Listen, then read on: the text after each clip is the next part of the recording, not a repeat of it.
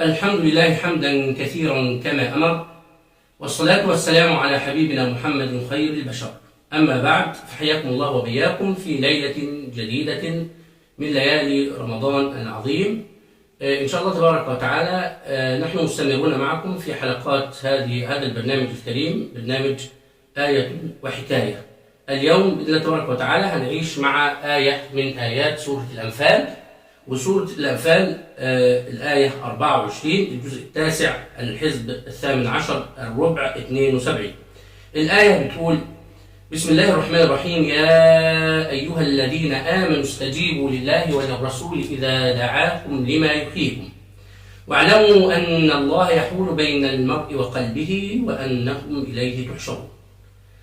النداء هنا لجماعة المؤمنين الذين يحبب إليهم نداء الله تبارك وتعالى بيا أيها الذين آمنوا. اسمع، الله يناديك، نديك أنت، فهل أنت تسمع؟ وإذا ما سمعت الله تبارك وتعالى ينادي عليك فأنت من المؤمنين، فاسمع وركز. الله تبارك وتعالى يقول لك: يا من آمنتم بي إلها معبودا حكيما مستحقا للعبادة، اسمعوا لي ساعة أشرع لكم. يبقى أول حاجة في الآية يا أيها الذين آمنوا، هذا هو المعنى. استجيبوا. ما معنى استجيبوا؟ ممكن أن الله تبارك وتعالى يقول اسمعوا، لكن كلمة استجيبوا معناها أي اسمع ونفذ، اسمع ونفذ. وإحنا حتى في حياتنا العادية لما بنيجي نتفرج على فيديو، أحيانا الفيديو بتبقى لضعف النت أو لغيره بتبقى الصورة باينة لكن الفيديو لسه ما اشتغلش، فيقول لك رسالة يقول لك الفيديو لم يستجيب. لم يستجيب يعني لسه ما اشتغلش. فأنت بس لو تسمع بس ما بتنفذش يبقى أنت ما بتستجيبش. إنما الاستجابة لابد يكون فيها كامل السماع مع كامل التنفيذ.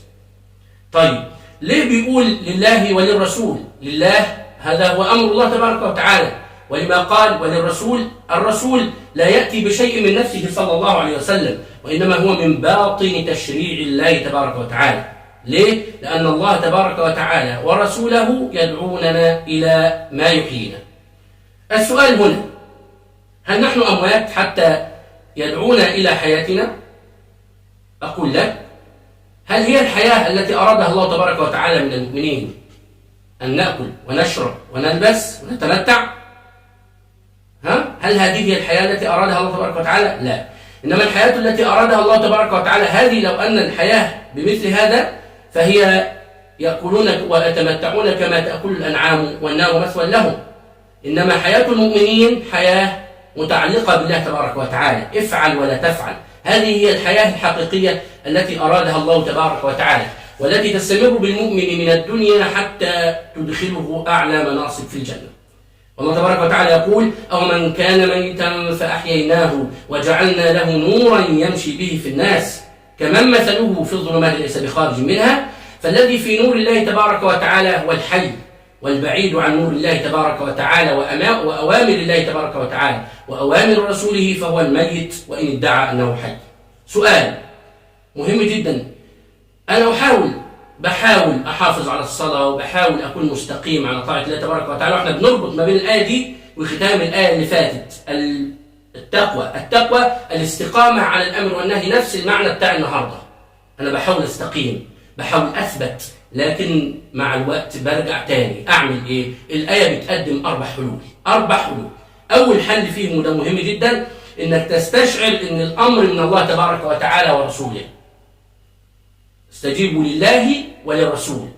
لو أنت فكرت واستشعرت إن اللي بأمرك مين؟ الله، فعظم الآمر، تستجيب وأنت مرتاح. دي أول حاجة. تاني حاجة أو تاني أمر: إذا دعاكم لما يحييكم، لتعلم أنه إذا ما استجبت لأمر الله تبارك وتعالى فأنت في سعادة، عكس ما احنا بنظن. أنا لما نستقيم ونلتزم ونبقى كويس كده بنصلي وبنصوم وعابد الله تبارك وتعالى، ده أنا كده بضيق على نفسي ومتشدد وهعيش في ضنك أبدا، وهبقى إنسان معقد أبدا. لكن استشعر أن في الاستجابة هي الحياة. الحل الثالث: تفكر واحذر أن الله تبارك وتعالى يحول بين المرء وقلبه. الله يحول بين المرء وقلبه. فأنت إذا ما تركت قلبك وقلت أنا مثلا أنا هعصي الله تبارك وتعالى شوية وهنفرح شوية ونبعد شوية، من يضمن لك أنه إذا ما سار قلبك في هذا الطريق وسارت نفسك في هذا الطريق تستطيع بعد ذلك أن تعود بهم إلى الله تبارك وتعالى، أو تستطيع أن تروضهم وتطوعهم لما تريد. فاحذر من هذا. دي ثالث حل. آخر حل وده مهم جدا، إن اعرف إنك إن لم تستجيب لأوامر الله تبارك وتعالى في الدنيا فستستجيب يوم يتبعون الداعي لا عوج له. هتستجيب، واعلم أنك مسؤول وواقف أمام الله تبارك وتعالى، فأعد للسؤال جوابا. استجيبوا لله فهي دعوة للحياة.